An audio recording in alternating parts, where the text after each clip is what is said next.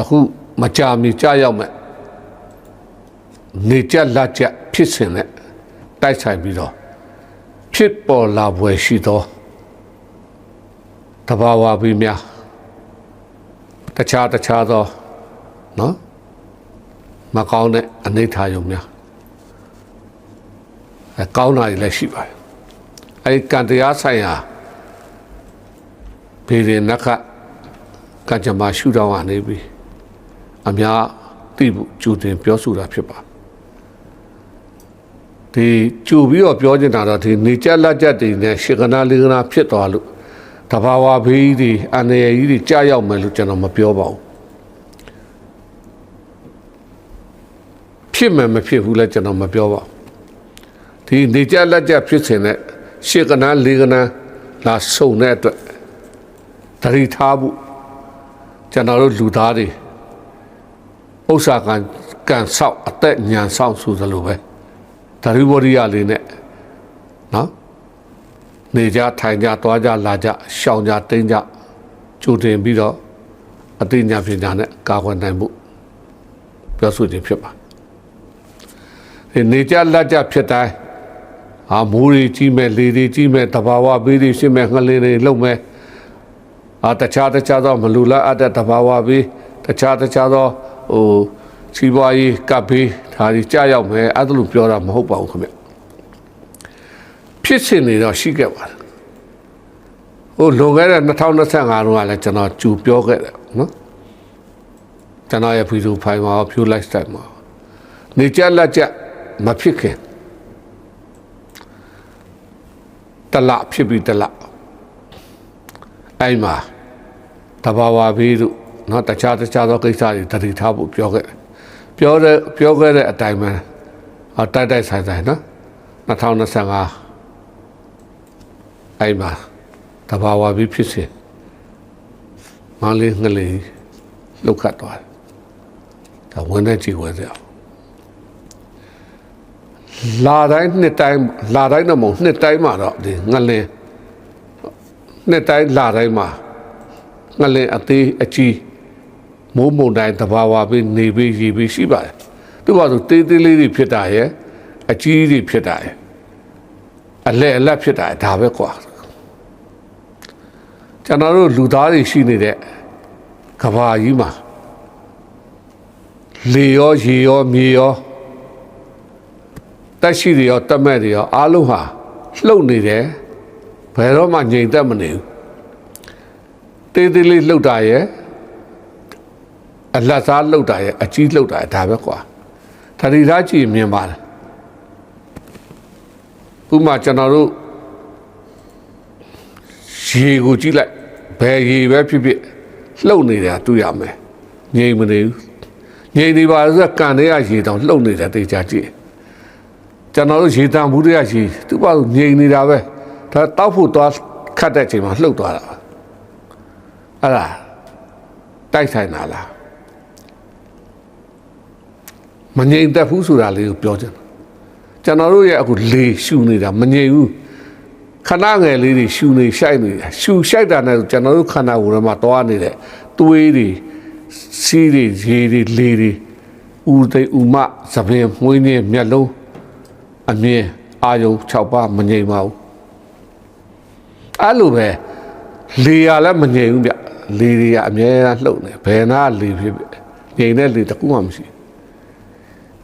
နေလည်းမငြိမ်ဘူးသူ့ဘာသူနေထွက်ရနေတဖြည်းဟာနေမတက်ပြီးကွယ်သွားတယ်လာလည်းမငြိမ်ဘူးကဘာမဟာပရိမြေကြီးလည်းမငြိမ်ပါဘူးခင်ဗျ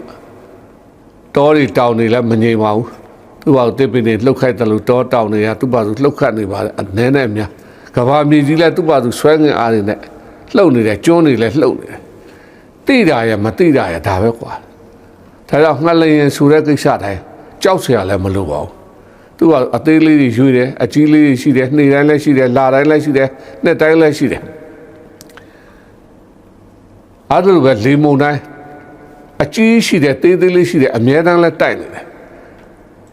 အောက်မှာမသိရင်အထက်တက်တောင်ပေါ်တက်သိတာပဲ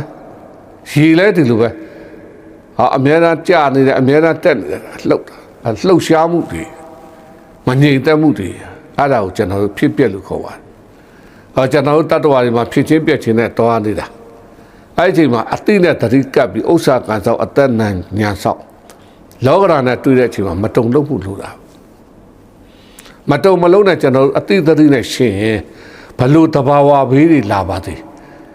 ဘလို့ရှင်းရဲမွဲတည်မှုတွေလာပါသေးဘလို့ပျော်ရွှင်မှုတွေလာပါသေးထိန်းနိုင်သိမ်းနိုင်ပါတယ်ဒါလေးကျွန်တော်ပြောပြဒါကြောင့်အခုငလင်ကိစ္စတဘာဝဘေးကိစ္စကဘာကြီးကလည်းអော်နေတယ်အသိပညာအတတ်ပညာရှင်တွေကလည်းအသိပေးနေတယ်ဟာအန်ဒီညိုတွေဖြစ်လာမယ်ပူမယ်ဟာတချို့ဆိုတရားဥရောပနိုင်ငံတွေမှာဆိုတော်တော်လေးလူတော်တေကုန်ပြီဟလားကျွန်တော်တို့ရှိမှလည်းပူလာပြီဟာငလင်ဆိုလည်းပဲအခုကျွန်တော်ရန်ကုန်တို့ဘာမူအောက်နည်းနည်းလှုပ်လာပြီဒီတိုင်းအရင်တော့သတိမထားတာအခုသတိထားမိလာပြီနိုင်ငံတကာမှာလည်းမီးတောင်ပေါက်ကွဲတာတွေမုန်တိုင်းအပူပိုင်းမုန်တိုင်းတိုက်တာတွေရေပြင်တွေကနေတခါတည်းထားငလင်တွေလှုပ်တာမကြခင်ကဗင်နီဇွဲလားမှာဟာငလင်လှုပ်သွားတာတွေတေးတီကဘာကြီးလည်းအဲ့လိုဖြစ်နေတော့လှုပ်ခါတာတွေကအခုကာလမှာအရင်ကာလတဲ့ဆိုင်လွန်ခဲ့တဲ့နှစ်ပေါင်းရာထောင်ချီတာနဲ့ရှာတယ်ပို့ပြီးတော့များလာတယ်စိတ်လာတယ်ပြင်းထန်လာတယ်ဒါတွေကတိတ်ပံနေနဲ့ဟောဝိဇ္ဇာနေနဲ့ဟောအတိနဲ့ကတ်ကြည့်လိုက်ရင်သိတယ်ဒါကိုကတ်ဆိုင်တယ်လို့ခေါ်ပါတယ်အဲ့ကတ်ဆိုင်တဲ့ထဲမှာကျွန်တော်တို့မပါဘူးလို့တယ်မပါဘူးဆိုရင်မပါအောင်လုပ်တဲ့နေတွေရှိပါတယ်လောက်ရမယ့်နေအဲ့ဒါနောက်ပြီးကျွန်တော်ပြောမှာနော်လွတ်တဲ့နေကလူသားတိုင်းပေါ့ဘာသာတိုင်းဘယ်သူမှဆိုဒီတဘာဝပဲဒီအဖြစ်အပျက်မှာသူကအကျုံးဝင်တာပေါ့နော်မြန်မာရောကဘာရောအဲ့တော့မြန်မာရောကဘာရောမှာရှိတဲ့လူသားတိုင်းဘယ်ဘာသာရမဆိုမိမိတို့ဘာသာအလိုက်ကောင်းမှုကုသိုလ်တွေများများလုပ်ပါစိတ်ဓာတ်ခွန်အားတွေကောင်းအောင်ထားပါရှုံးမှာကောက်ကျစ်မရိုင်းအောက်တန်းကြတဲ့အလုပ်တွေရှောင်ပါသူတော်ကောင်းစိတ်တွေမွေးပါတအူးနဲ့တအူးအကျဉ်းနာတွေနဲ့ပေးနိုင်စရာရှိတာပေးကျွေးနိုင်စရာရှိတာကျွေးယူနိုင်စရာရှိတာယူကူနိုင်စရာရှိတာကူဟာသလိုလေးတွေနဲ့လှုပ်ပြီးတော့အဓိကဒီတဘာဝဘေးဆိုင်ရာသိပ္ပံပညာရှင်တွေရှုထောင့်အမျိုးမျိုးကပြောတဲ့ပြင်ဆင်မှုတွေမှာရေကိုဘယ်လိုထားမယ်ဘယ်လိုပြင်ဆင်မယ်အဝင်ပေါက်ထွက်ပေါက်တွေဘယ်လိုလှုပ်ထားမယ်မိသားစုတွေဘယ်လိုနေထိုင်ကြမယ်ဒါအဲ့လိုပြင်ဆင်ပါတစ်ဖက်ကကံကိုကောင်းအောင်ပြင်ကံကောင်းရင်ရှင်းရှင်းလေးပဲပြောပါမယ်နေကောင်းနေရင်စပွဲပေါ်မှာရှိတဲ့ထမင်းဘာသာတဲ့နေမကောင်းအောင်ရွေးစားကံကောင်းနေရင်ဘာကြီးဖြစ်မထိခိုက်ဘူးကံမကောင်းဆိုရင်ကိုယ့်ဘောက်အိမ်ထဲနေလဲဓာတ်လိုက်ပြီးသိတာပဲအဲ့တော့ကြောက်ဆရာမလို့ဘူးတုံလုံးဆရာမလို့ဘူးအတိသတိနဲ့ရှင်းဖို့ပဲလို့တယ်အတိသတိနဲ့ရှင်းဖို့ဆိုတာကတ်ရှင်းလို့တော့မရအောင်ကျူရှင်းရကံတွေကိုကျူပြင်ပေါ့မိဘဆရာသမားစော်ကားတာတွေရှုံရင်ကြမ်းတမ်းတာတွေတဦးနဲ့တူတယောက်နှိပ်စက်တာတွေဒုက္ခပြီးမှလျှော့လေမလုံနဲ့ပေါ့မေတ္တာတရားနဲ့စိတ်သက်ကောင်းကောင်းအလုပ်ကောင်းကောင်းဘာသာရေးကောင်းကောင်းလူမှုရေးကောင်းကောင်းကိုယ်ဘာသာအလိုက်ဘာသာတိုင်းမှာကောင်းတာတွေလုပ်ဖို့သက်ဆိုင်ရာဘာသာရအသီးသီးမှာပြဋ္ဌာန်းပြီးသားရှိတယ်အဲ့ဒါကိုကောင်းတာတွေရွေးလို့လေသက်ဆိုင်ရာဘာသာတိုင်းလူမျိုးတိုင်းမှာမကောင်းတာတွေမလုပ်ပါနဲ့လို့တားထားတယ်ရှိတယ်မလုပ်နဲ့အဲ့ဒါဆိုရင်ကျွန်တော်လူတိုင်းကောင်းတာလုပ်တဲ့အတွက်ကောင်းတာတွေများပြီးရက်ွက်တွေမြို့ရွာကြီးရွာတွေကောင်းတာတွေများလာရင်မကောင်းမှတဘာဝဘေးအန္တရာယ်တွေယောဂဘေးအန္တရာယ်တွေကပ်ဘေးအန္တရာယ်တွေဟာသူ့ဘာသူနောက်ဆုတ်သွားမှာဖြစ်တယ်ကျွန်တော်တို့လည်းဒါအခုကြိုလုပ်နေတယ်ဒါအခုဒီနေ့ရိုက်ကူးရေးလုပ်နေတဲ့ရက်နော်6ရက်ဇူလိုင်ပေါ့2026မနေ့က9ရက်5ရက်နေ့မှာကျွန်တော်ကိုယ်တိုင်ဘခုဟင်းသာကုန်းစီစဉ်မြတ်ကြီးသွားခဲ့ဟင်းသာကုန်းစီမြတ်ကြီးမှာသွားပြီးကျွန်တော်လှူရတန်းနဲ့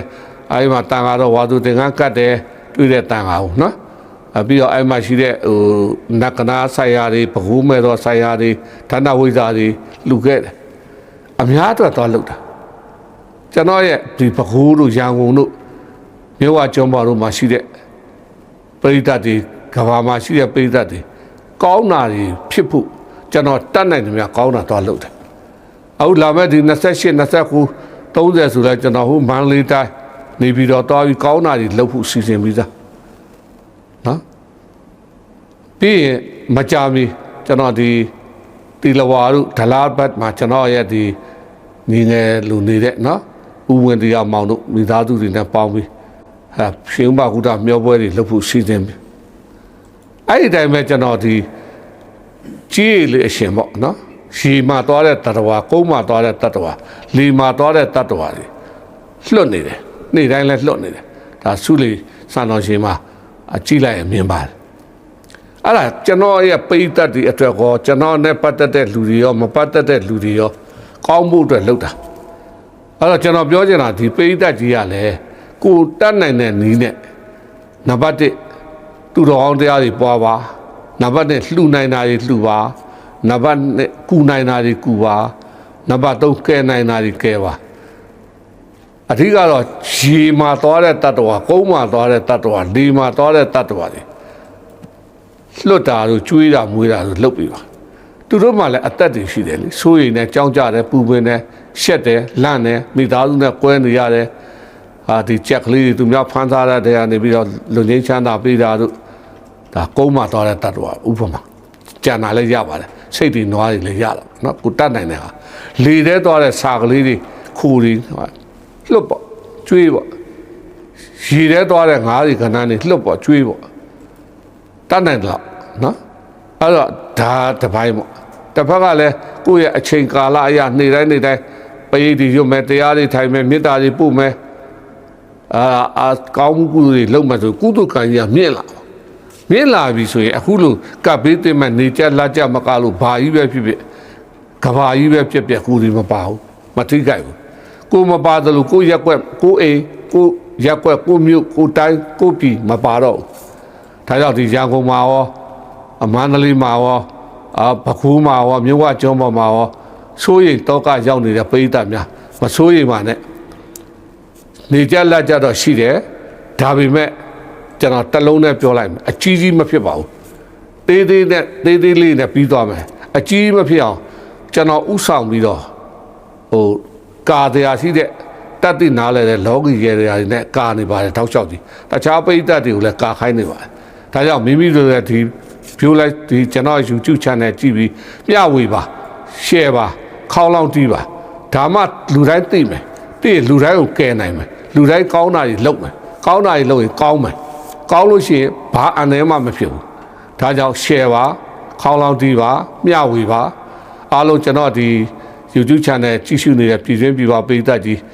မိသားစုတွေတိုင်းသူပြည်သားတွေစိုးရိမ်စိတ်မှ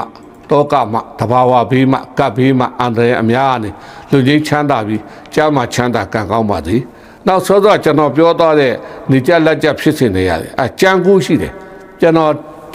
တက်လို့ပြောတာမဟုတ်အဲ့လည်းပြောမှာဘာကိုကြံကူးထားလဲဆိုတော့နဂတ်တဗေဒဆိုင်ရာခေမီသိပ္ပံဆံတော်ချင်းတန်ဋိဌပြက္ခရိ2026 29ဆိုတာရှိတယ်အဲ့ဒီမှာလည်းဖော်ပြထားတယ်အဲ့ဒီရဲ့ကြံကူးအဲ့မှာကျွန်တော်ကတွေ့ကြုံထားတဲ့အတွေ့အကြုံတွေနဲ့ဒီကျမ်းကဖော်ပြထားတာတွေနဲ့ကျွန်တော်သိတာတွေနဲ့ပေါင်းစပ်ပြီးကျွန်တော်ပြိတ္တကိုအတိပေးသတိပေးတာဖြစ်တယ်။ကျမ်းကူးကကျမ်းကူးတော့ပြောရရမှာလေနော်။ကိုတက်ကိုလှုပ်ဆရာကြီးတော့မလို့နော်။အဲ့တော့ကျွန်တော်ပြောချင်တာအားလုံးပြိတ္တကြီးမကြောက်နဲ့မဆိုးရင်နဲ့ကောင်းတာတွေများများလို့ဒီကပ်ဘေးကြော်ယုံနဲ့မကဘူး။စီးပွားရေးကျန်းမာရေးငွေကြေးလူမှုရေးအိမ်တော်ရေးတွေပြည့်စုံသွားပါလိမ့်မယ်အားလုံးပိဋကကြီးကိုစိတ်နှပြချမ်းသာချမ်းသာကံကောင်းကြပါစေဗျ